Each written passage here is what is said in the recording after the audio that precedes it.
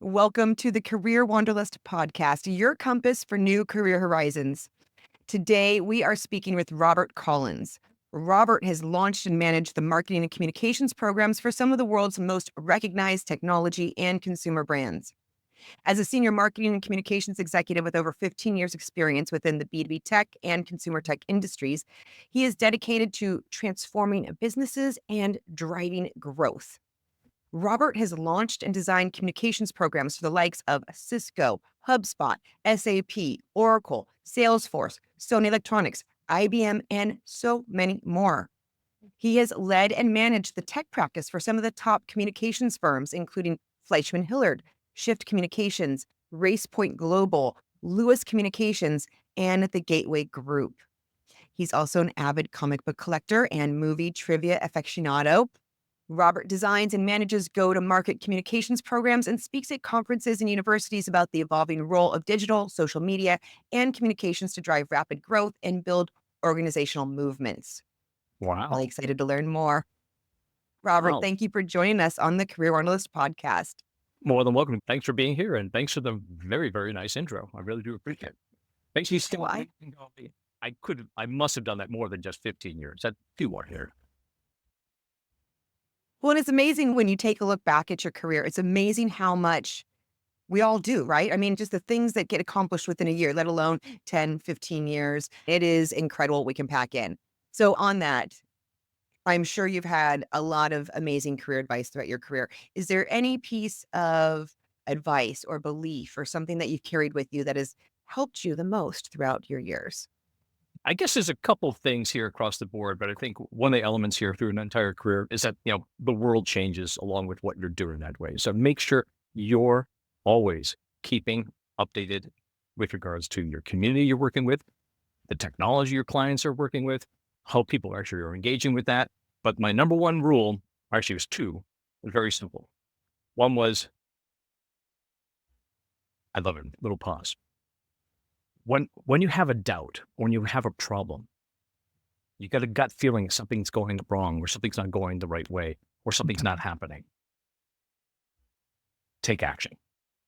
It sounds very simple, but you could sit back in your entire career and you could ruminate over a period of time and just sit back and go like, something doesn't seem right, something doesn't. And there's ways to kind of like unearth that or take a new direction or reinvent yourself.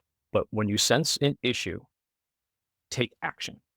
Just do something, be it physical, be it writing, taking a new element here. But whenever you get in your own head where you see a problem, take action. And the other one I love this. very simply is you can go fast by going alone, or you can go far by going together. Right. So, and this is the other element here in your career, as you advance from being a doer to being a manager to being a leader, is that the best leaders don't act alone. Mm-hmm. They invite others to come along to help you actually manage whatever is important at task at hand. Whatever that stake is, bring people along with you to help solve what's matter at hand, that stake at hand to make it happen.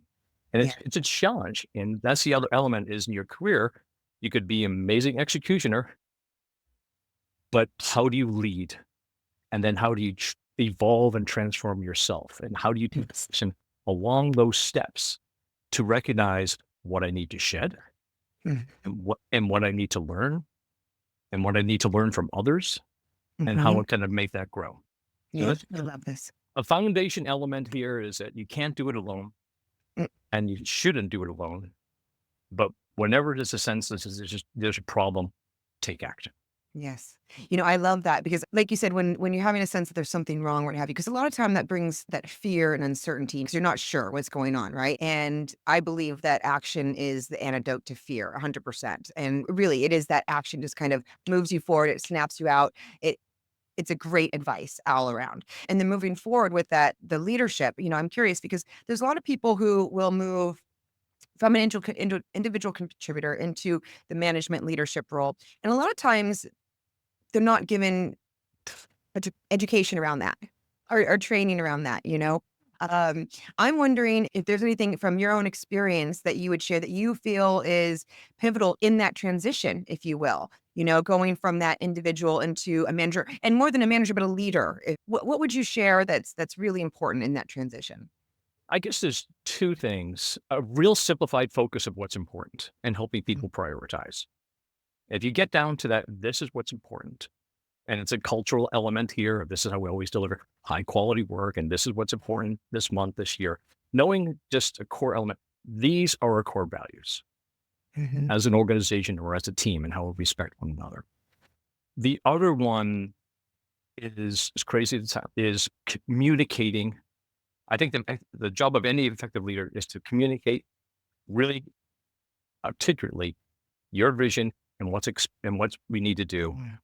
And also not what's expected of those people, but to invite them into what they can deliver upon. Ooh, I like that. Say, this is our goal. These are our goals. A long time ago, I remember, reviewing people's press releases and, I'm Mm, looking at that. And it was always like, you're bearing the headline. This is down here. And then, I said, this is what we want to do for this campaign. And I kept on saying how I wanted them to do it.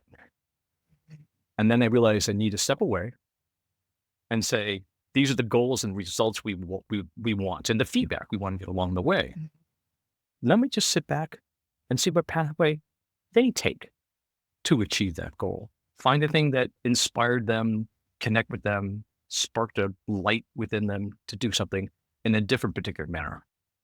I know how I'm going to do things. yeah, yeah. I want to be awed and wondered by how other people do things, if you Oh, I will. love that. Yes. And I so it's often letting that go Mhm. and watching them, and then say, if you have a challenge, let me know. If there's an issue, let's see if we can do it down the road. But give them that freedom, that room, and that time to Yeah, actually kind of hone their own craft, because you're not going to grow if your team's not growing with you. And that's 100%. fundamental. Yes, and we all know that really successful companies are only successful because they have successful teams. But I mean, this is the core to success in business, and let's be real. I mean, in our lives, successful communications and connections with the groups around us also is what brings so much joy and happiness into our world too. So, and the other element here of real effective communications is listening. It's I used to always just say the biggest challenge with communications is the illusion it has occurred. true story. You're like, everyone's on the same page because I know what I'm thinking about. Or you're not asking for people to give feedback. We're on the same page. We're a consensus. Or do that, but you got to make sure that you are on that same page. One of my favorite directors, Sidney Pollack, is like, the role of the director is to make sure everyone who's involved in this movie is making the same movie. Mm, that's a good one. That's very yes. Actually, that's actually it's Sidney Lumet, the director of 12 Angry Men and some amazing films. But he did a lot of rehearsals. He did a lot of elements. He did a lot before they ever put in front of the camera. But just to make sure core, this is what we're trying to do. We're Mhm. all on the same page. Yes. And then you can row in unison. You can go farther than you want. You can have a flywheel materialize start to happen. Mhm. But you give them the freedom to kind of say, they know what we're trying to do. So let's see what they can do on their own to make this part work a little bit more interesting in their own voice part of it. And I love that it opens up to allowing people to present themselves in the best way as well and to come forth in what works best for themselves. Like you're saying, I can show them exactly how to do it in the way I like to do it, or I can see how they come forth. And you can always make the adjustments, if there's anything off or what have you. But I like that bringing forth because really top performers, this is the type of environment they thrive in. And that's how you get your top performer performing the elite level, really. And for me, I can say that the kiss of death always is any kind of micromanagement situation and forced into a specific kind of box. So I love this format that you're sharing with us. The other one element I remember sometimes, when I enter into like a new organization or new team, a new agency, and I'm asking some directors and managers to kind of, let's put a plan together. Like, Mhm. we got to we met with a client. This is their challenge. This is the stuff that's happening within the industry. They kind of liked our take on that. Let's put a plan together to share with them how we're going to take this up to market. And this plan, I always try to say, is also our vision for how we're going to do it. So it's not a checkbox, it's our vision. And it was really interesting to see the transition happen within 6 months, probably in the first quarter, but then within 6 months of people I have the opportunity to work with, and they've come back to me and they show me their initial plans. And so I'll tell you, half the time, more than half the time, what I got from a plan was the side of a cereal box. It was like, I need this much ribo flavor, and I need this rest release. I need this, and it was all, and those are all good to do. But I was like, what's the picture on the cover of the cereal box? Why should anyone care? Why does it make a difference? How does it stand out? How does it engage you to want to do something? What's the free prize inside? And I'm not joking. I said, even if you law this, get it so you have, like, you can go, oh, this is what they're buying. This is what excites them. This is the red thread. Oh, like Tamsin Webster says, what is the red thread of the communications need that needs to be pulled through? And how do we pull that through? And how do we make sure it's engaging, makes sense to the market, cuts through, and also moves growth forward, but engaging in a certain way. So half the time I'm just like going, I don't want to draw with you what I think the outside of the cereal box should be. I need you to come back. I'm going to, and have members of your team do it. I'm like, what is this one communication thread we want to see to pull through that's important? And then how do we execute upon that? And without that, it's tactic execution that you could hire, A to Z de jour on, and you don't make a difference.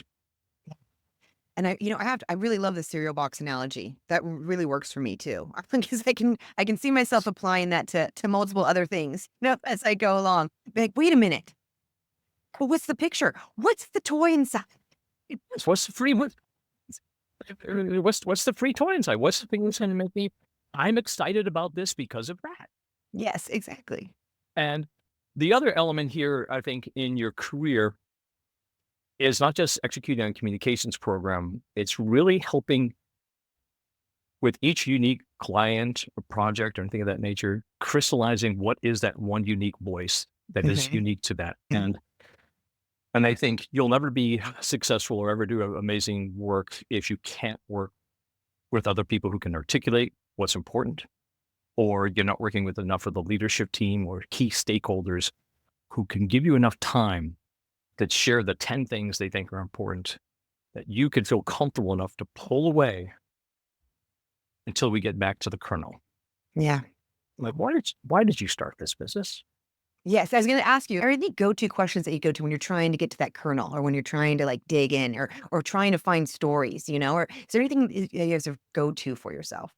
One I heard a while ago, and this one always has stuck out.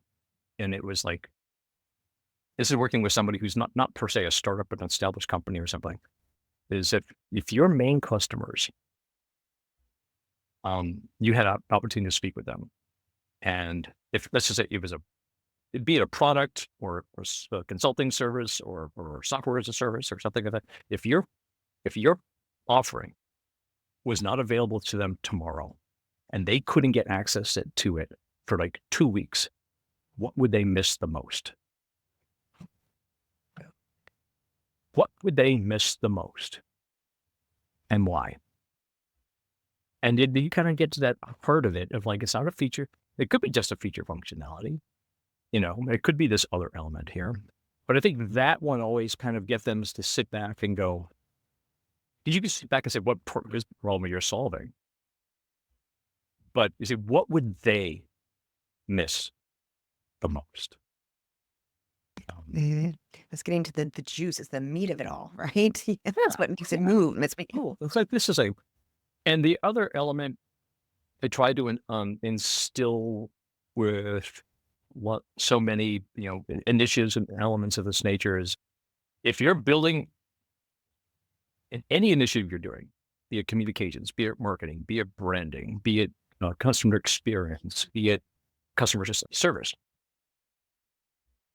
If you're not building a community, you've built a commodity. If you're not engaging with the people, I used to always say, remember, I used to do a lot of media training and messaging training for large, like 300 Mhm. other employees would come in, and I would ask them, like, what problem, who's your number one competitor? What problem are you solving? What's unique to your company? Then you would get 300 different answers. Yeah.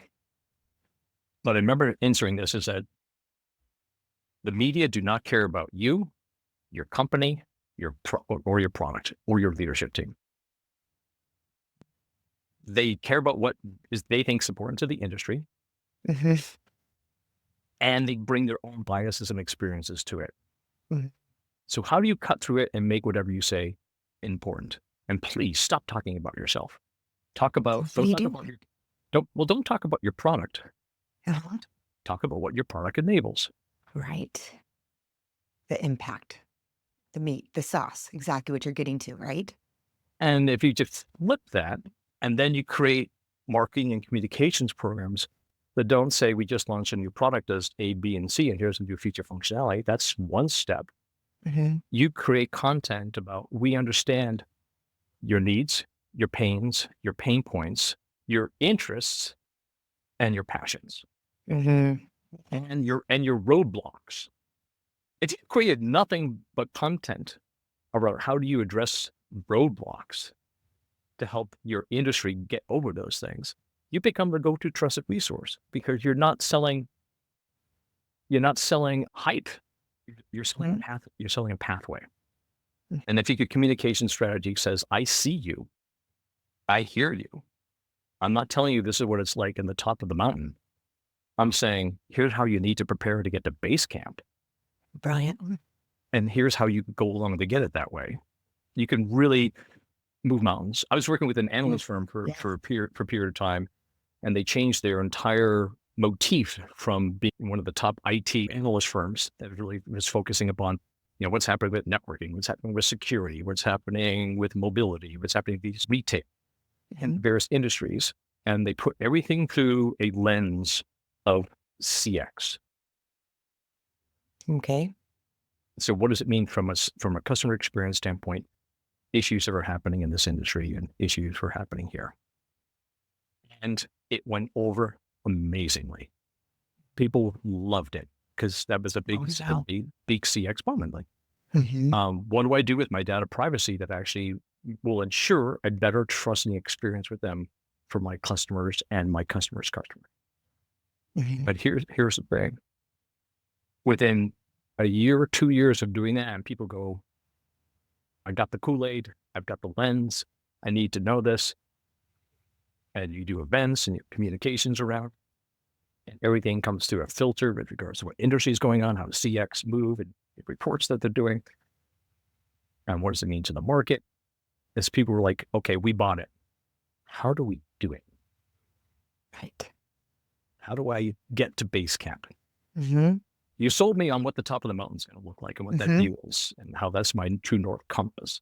But you start telling me about how do I get over these hurdles?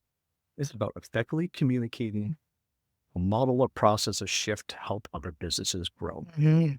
or So interesting. or create a movement, if you will. Yeah. And if you can put it in the context of what can you do with content, communications, a clear vision, articulate, row together, listen. It's like people say it's the customer's journey. Yes. Customer's journey doesn't start with where they engage you. It's like any partnership in life. Mhm. It's how you continue to go down the road together. Yeah. I love it. And Really, I mean, really great way of looking at all of that. I mean, that's incredibly powerful. And well, and I can see when you're talking about that, the brands that have done that. I mean, I could picture the brands that have made me feel those things or, have done that for myself as a consumer. So it is a very powerful way of going about things. Definitely.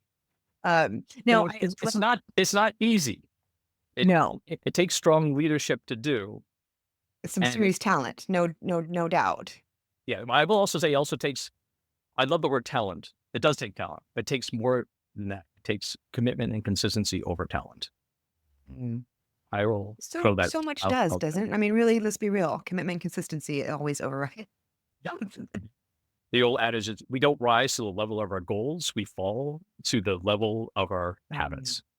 Ooh, God, that's a good one. Yeah. I kind of need that one right now too. I'm been rising to my habits. Yeah. Oh, it helps you have a dog wake you up at 5:45 every morning going for a walk, even if it's 2 degrees out. So you got to do this. Oh gosh, thank God I don't have the 2 degrees. I give you big props for getting out there in the 2 degrees with your dog. Big props.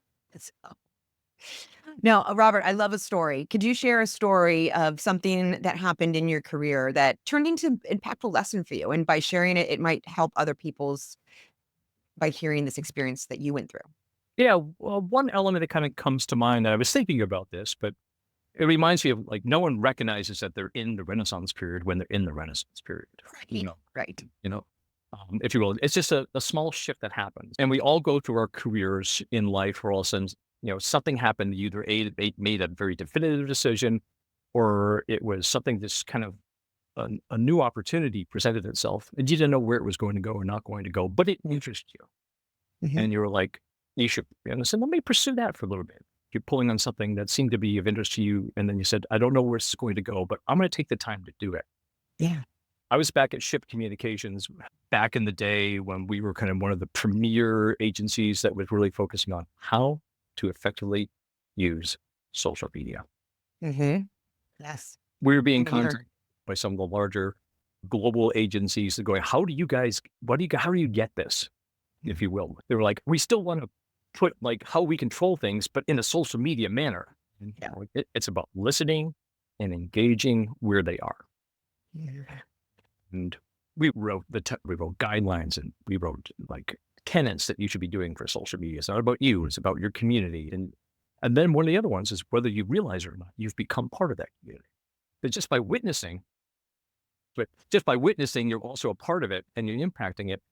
And there was an event where some key people were coming into Boston, and they were giving a little presentation on social media and so on and so forth. And there was a junior staffer. You might know Amanda Verado, who's amazing content I creator. know the She name. was like just starting out in her career, but she had a little blog. I Mhm. kind of say it like a little blog because it wasn't really talking about work things. She was just talking about why she likes social media, and she didn't promote her work, but she had this blog. And I said to her, "You should go to this because it's right up your alley, and you should do that." And she turned to me and she said, "I hate to say this, you should go to that." I said, "What do you mean?" He goes, "The way you talk about building communities and element is all what this is about. You probably belong there more than most people. You should be there." So I went, and then I met a group of people back when social media was just starting up here in the Boston area, and started networking. And then I started connecting, going to the social media breakfast, and it was started here in Boston. Work with Brian Person, Love. who's an amazing, amazing man. And then he says, "I'm moving down to Texas, and I would you like to take over the social media breakfast?" Nice. And then I said, "Yes, I will pick up that ball and I will run with it." And then the social media breakfast started to take off, and it has across like within a year, it was across 26 different cities all throughout Amazing. the US, like 5 globally. And and then when I was every month we had guest speakers, we had sponsors, we had this, and we started at a Riles Jazz Club in Cambridge. So fun. In the morning, like, we'll reserve a place for you, no problem. And this is the element here. It opened up an opportunity in my career to become an advocate for other people's voices, No. to be for lack of a better word, like, a producer to help craft and spread some awareness of how other people are using social media to transform charities, Mhm. to transform businesses. So I used to joke, say, the first rule of social media breakfast is you can't talk about social media. So I don't want you talking about tools. I want you to talk about, because the tools will change, the platforms will change. I want to talk about the heart and the why of how you're building a community and you're leveraging it to do something. With this nature.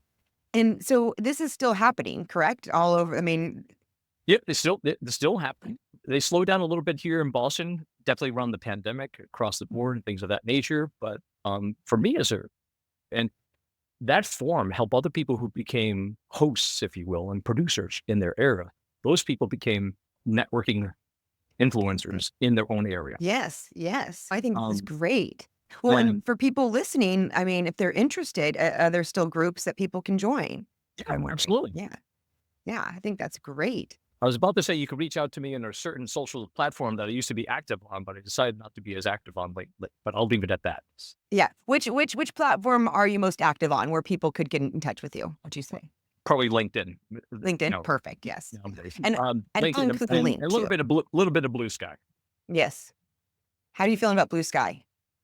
I think like all newer players into the field, I think it's got a lot of a lot of immediate momentum. Hmm. I think it's still more of a platform of posting and not one of community quite yet. Okay. Okay. Yeah. I don't see as much. I don't see as much as engagement as there Hmm. was in Twitter back in the early days. Yeah. So yeah, we'll see if they get there or not. So what about a challenge? Look, we all have challenges in our career, and I find that oftentimes it can really help to hear what other people have gone through and overcome when I'm going through my own struggles. So is there any challenges that you've had to go through in your career that you were able to overcome that you could share with us? Well, there's two elements. There's challenges within your career, and there's challenges within a certain initiative. Let me start with a certain initiative. Sometimes you're working with a group of people or a client or and bringing something out of life, and they won't engage with you for you to become successful and to bring that out. Um, and this also goes back into like when you're working with people that you're having a challenge with, if you will. How do you overcome that? Where you're just not bumping heads, you're just not seeing eye to eye, or just feel like this sense of unease. The big thing is it's never personal, and you need to realize you need to be listening to what they're not saying Mhm. with regards to what you need to be doing. So sometimes when you're feeling they're not being engaging, but they're expecting results, is you can't put your head in the sand. You have to say, "Hey, do you have some time?" And this goes for your career across everything. It's like, Mhm. "Do you have some time?" Mhm. I think we've all agreed we want to be successful doing A, B, and C for you. I know you think these are important things. In order for us to best be able to do that, this is what I need from you to be able to do that. Are you able to give that? Or Mhm. maybe this is not the right fit. I I think this is actually really powerful. And so, but if you sit back and wait for them to say this isn't working, then the problem's on you. Yeah. If you sense it and your spider senses go off, and they should go off on day 2 if something's just not going right, it's up to you to be the one. I need to get everyone around the table and have like a candid conversation. And it could be with your Mhm. team, it could be with an individual, it could be with the client. Um, and I heard someone said this to me the other day. And someone said, "Oh, I think you really be a good fit for this company." And Wow. I used to think that would be a good thing, to be a good fit. And I'm not sure if I like that adage as much anymore Okay, because why? being a good fit, it means like you altered yourself to work within that mold. Mm. Or you're in that mold. And I think what you want to do is try to find an environment or create an environment where who you are and how you approaches it is like welcomed and supported. Oh, I love that. Oh, I love that so much. So, I've worked at a couple of organizations where basically I was there for probably just over under a year because I'm the person who sees, I see the problem and I'm going to take the sword and I'm going to cut the knot in half and see what we need to do. Mhm. This was an organization where you had to be resource allocated to have the time, to have the idea to be able to talk about the problem, let alone Mhm. actually address the problem. And I'm like I'm sitting here going, I know I could do the job. I don't know if this is the right fit for me. Yeah, Because which is and really important. and the thing with your career is you could sit back and go like, where did that go wrong? Why didn't it work out? Why am I not what you know, it's human nature to feel out of sorts when it's not working out because you tend to take it on your own because, you know, they're It is brand new. human nature, Yeah, 100%. it's Yeah. human nature. But what you really have to say, recognize this, that's a gift. because you weren't who you were. 100%. I completely agree. 100%. I mean, all this is very powerful to me. That is where magic happens, is when, exactly how you put it, when you feel welcome to bring your whole self forward. You Yes. feel that safe space, and you can bring that forward. You can bring your whole self forward. That is really where you see magic happen in organizations, when they have that type of culture built in. And the organization, you tend to find those in smaller or mid-sized organizations. You also find them in large billion-dollar organizations when you Yeah, have with right inspired the leaders. right team. Yeah, it's really, it Right, is inspired exactly. leadership. 100%. Yes. And the other element people tend to forget is that you're also part of that. So it's not just Yeah. leaders who need to make that. If you notice you're in an organization, but there's not like a lot of chemistry within the team, and you're a subsection of whatever, take it upon yourself to create something where those people can network and connect and have, I'm not saying a familial type of relationship, but just a closer type of relationship. So when you're in the trenches with them, they know they can trust you, Yes. and Well, they know they can turn to you to have an open conversation, regardless of title. completely. And we all need to remember that we're all leaders, regardless if you hold a leadership position. We are all leaders within ourselves, and we must bring that to whatever table we're at, whether it's personal or professional, in whatever way we're living our lives. So it's an important distinction to remember that title doesn't create leadership. No, I remember so many times I was working with some organization, like we want to do some change agent within the organization. And there was like, well, here's this VP and here's this executive team and here's this person. And I'm like going, and I kind of said, what you need is the people who organize the softball gatherings. What you need is the people who gather these things. What you need is the people who people turn to actually trust on a day in, day out basis to go like, this is our, you might have the voice come down, but don't be a push down, have it centered and propagated out, if you will. Mhm. Yeah. One of our best hires I ever made back in the day, 5 people met with this individual over a period of a week and a half, and they all said, no, no, Well, no, no. And I was just like, why? Well, he interned at this place, but it didn't seem to work out. And then he could have been hired because I know they're hiring. So they didn't take him on board. So he spent the entire summer doing all these odd jobs. And he was almost a year, he was doing writing and he was refilling shelves at a local grocery market late night in the frozen food mhm. section. And they said, yeah, he's not the kind of person we want here. And I said, do you know what it takes to actually do that day in, day out? You know what type of commitment and work ethic that has? And do you know that organization he was working with? I wouldn't work there and I wouldn't want anyone I know to work there because it just wasn't a great leadership team.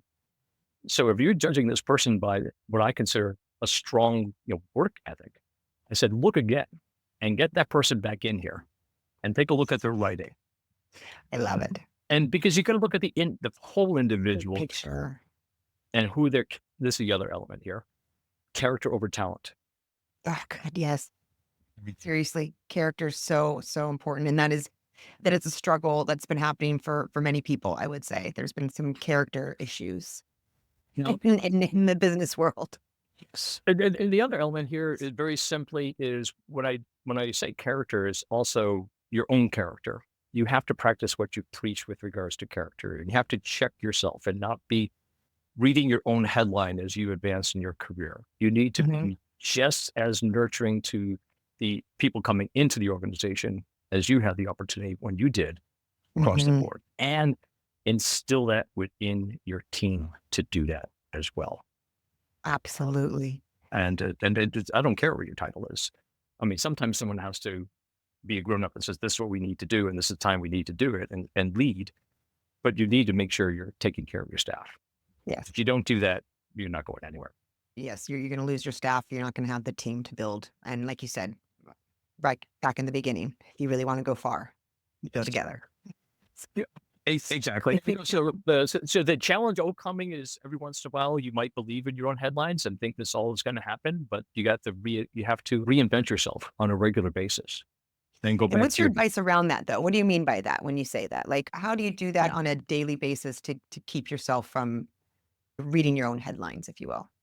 get yourself back in the trenches, Right. if you will. The media Mhm. lens is it truly is. It is getting back in the trenches. It is also putting points on the board Mhm. across the board. It's not saying I'm the manager director and this is our practice and living in spreadsheets. It's meeting with the clients. It's actively engaging the business broadcast media. It is writing across the board.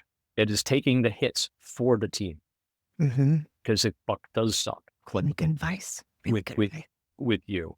I go into a restaurant and I have bad service. I can't get too upset with the people who are in there. I have to accept that you did not set the stage for these people to realize what an experience that we're trying to deliver here is. So you can move. I say the further you are away from day to day work with the client, the further away you are with the value you bring to your organization.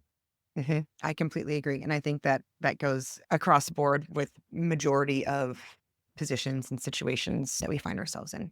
Yeah, but Keeping the hands connected to the earth in whatever that way might mean for whatever business you're in is an important thing. yes. And the other one is inspire people to come up with new ideas. I used to have workshops where I say your client has no news, no money, no product. Go. Well, this is key, right? I mean, it's about finding the stories and training your people to think in that way. So, and it's a skill that you can create. It's a skill that you can learn by tweaking your thought process and how you look at things. So I think that's Yes. a Our great customers, exercise. our customers at Whirlpool and BMW, Amazon warehousing say they won't speak to the media. Well, I said, that's right, because you went through the communications team. Here are the 5 groups within those organizations who have their own communications program talking about what they're doing with advancements in industrial manufacturing, Industry 4.0, warehouse automation. Here are those core spokespeople. Let's contact the New York Times and say, what's happening within the realm of adjustments and robotics automation that are happening that's going to impact the holiday season coming up. And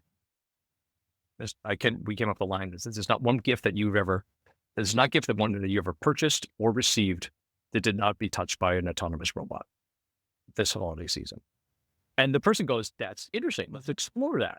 And then you go back to, here's your client who lives in that space. They want to speak about it. But then you go back to Whirlpool and say, hey, I know you're a partner with them, but would you like to speak to the Wall Street Journal about, or MSNBC about this and CNN? And they went, of course we do. We'd love to be part of that story. So you find the gentleman I used to work with, he says, when you hit a wall, you have to take a moment. Do I go over the wall, under the wall, besides the wall? Do I tear down the wall? Do I walk away from the wall? But you don't just let that first turbulence, if you will, Stop you right there. stop you. Yeah. I love that personally. I And love because it's, not only can you go over the wall or under the wall, you can go around the wall. You can break down the wall. You can, I can just, there's so many different ways to look at it. And so I've loved that. I think and then you pull the whole matrix thing and says there is no wall. That's just because I've worked with so many people sometimes who say, "Oh, I've got 8 years experience," and I said, "I hate to say this, you don't have 8 years experience because you've never challenged yourself, and you basically have 2 years of experience mm, 4 times over, because ooh, right. or 4 years experience 2 times over." Mhm. That's Because powerful right there, Robert. so when you go through every once in a while, you'll hit. I've seen this in many people's careers, and I had a couple times in my life where you hit the sound barrier with Mhm. regards to taking that next step. And the resistance is coming back, the winds are coming at you, you feel uncertainty in your gut. "Oh, this is scary." And 2 things you can happen. You can find a way to push through and take what lesson you came to make it so it's a little clearer on the other side, Mhm. or you can pull back again and again and get a little bit more cautious. Just go right back to the beginning, right? Action. Action is the antidote to fear.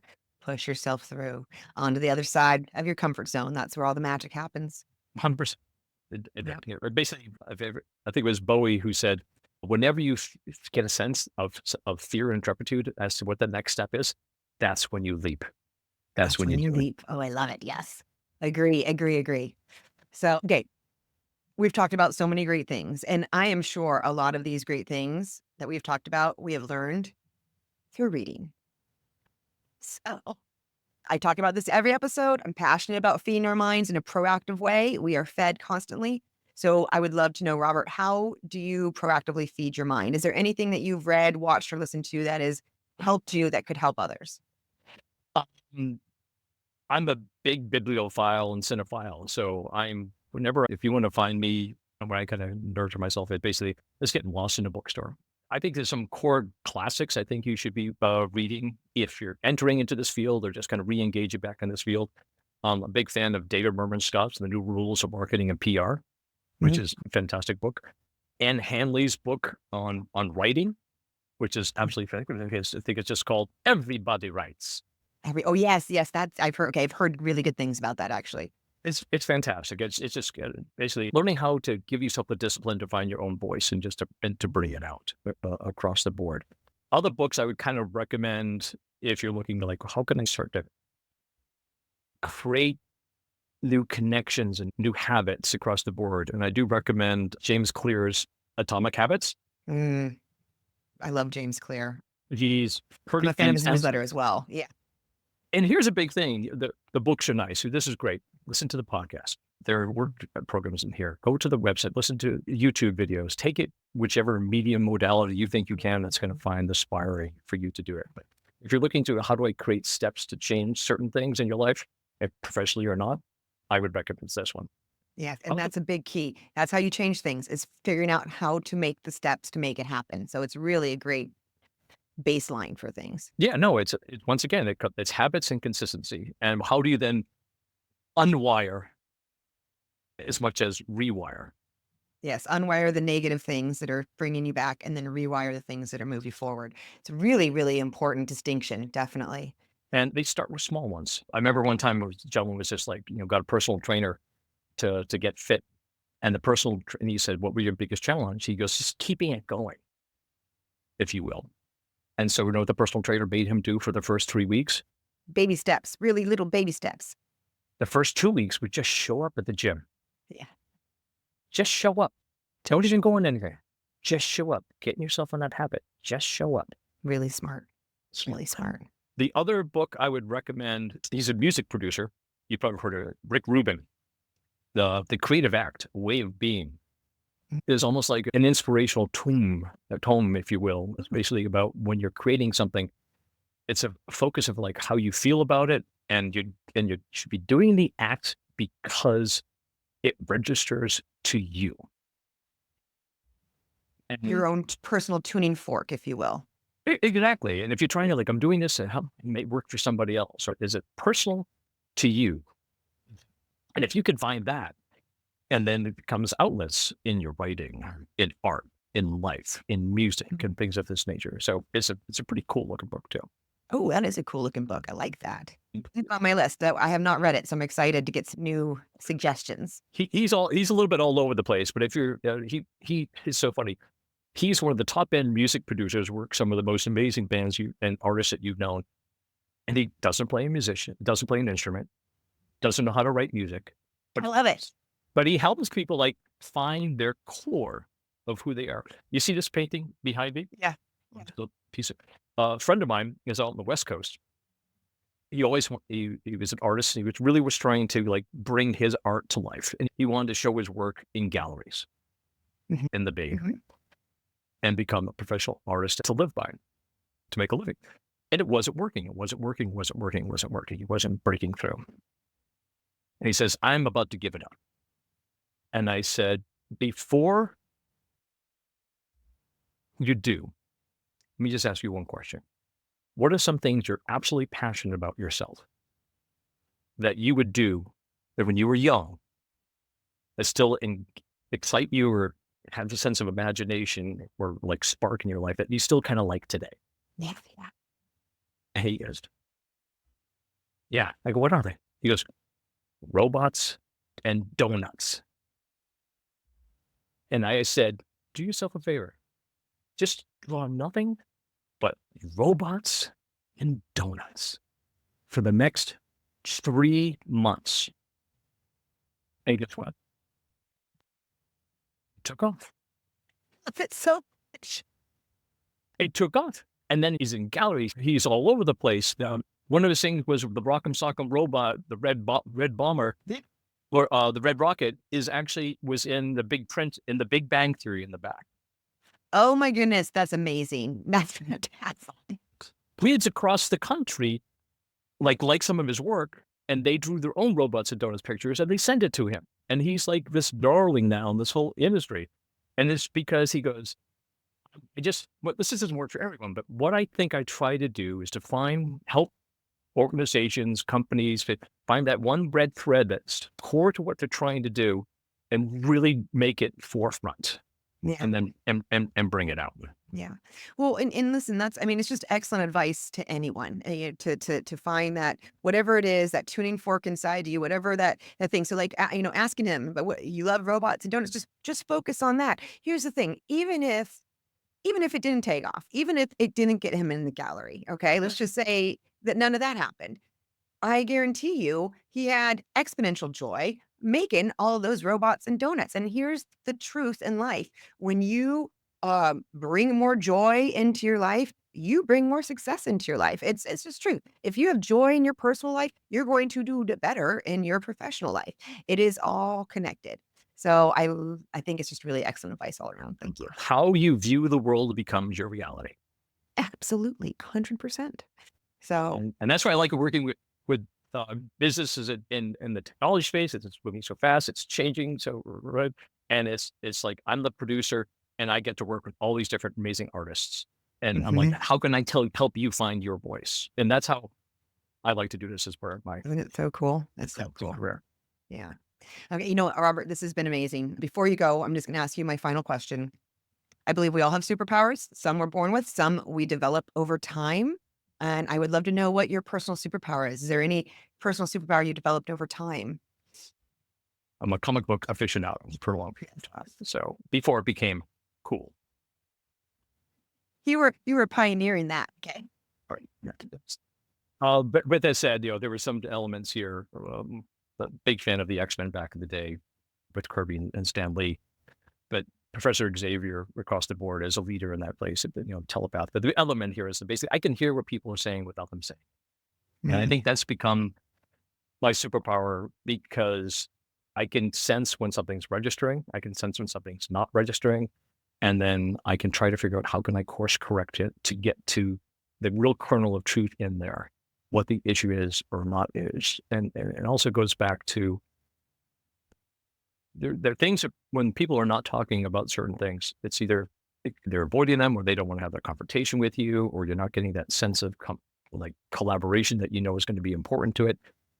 And sometimes you need to bring something to the table, and sometimes you just need to sit around the table.